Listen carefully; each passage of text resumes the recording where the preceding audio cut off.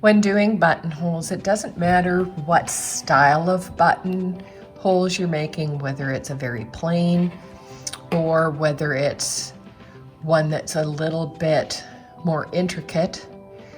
The buttonhole should be 3/4 of the width of the button. That way it's not too tight and not too loose. Use your stitch gauge to determine how many stitches.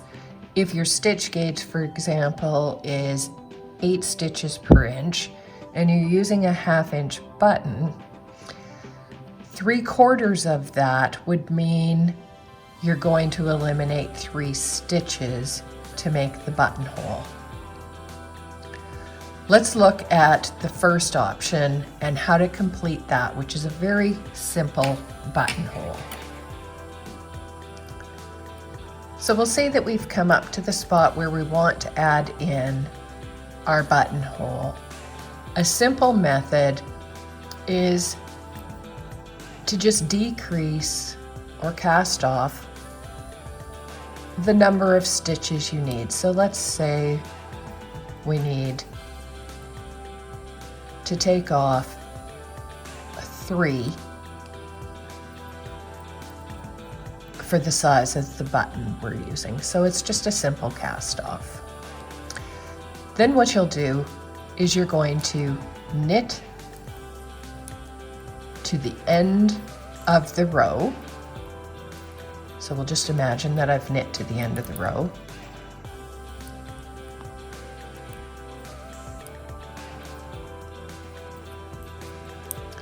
Once you get to where you've cast off, you'll just do a very simple cast on. So I took off 3, I'm going to add 3. So I just wrap that around my finger, add 1, 2,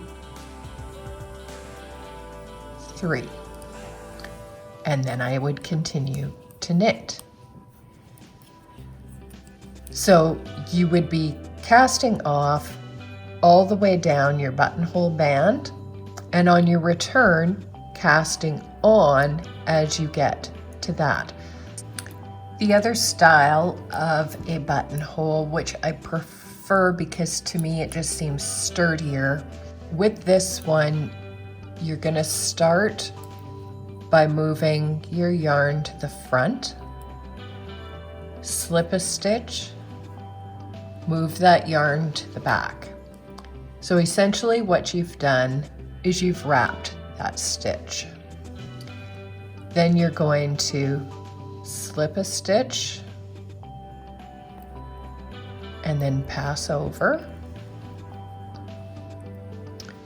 slip, pass over,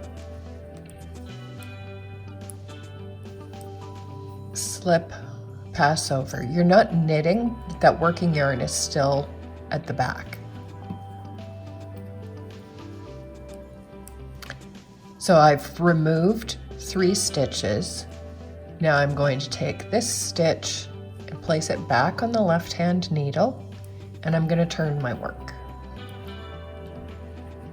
I'm going to put my yarn in the back. Now with this particular buttonhole, you're always adding 1 more stitch than what you took off. I took off 3, I need to add 4.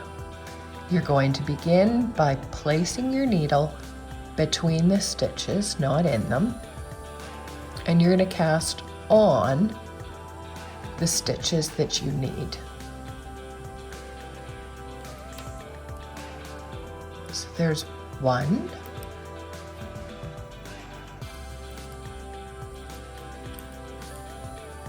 2,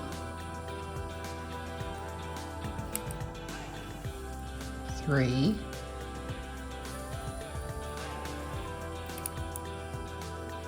and 4. Then you're going to turn your work again. Get that working yarn to the back.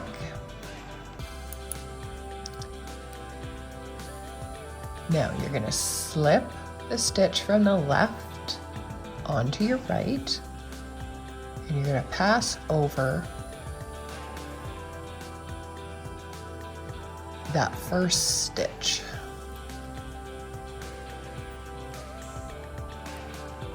So what you have is a wrap stitch here and essentially a wrap stitch here.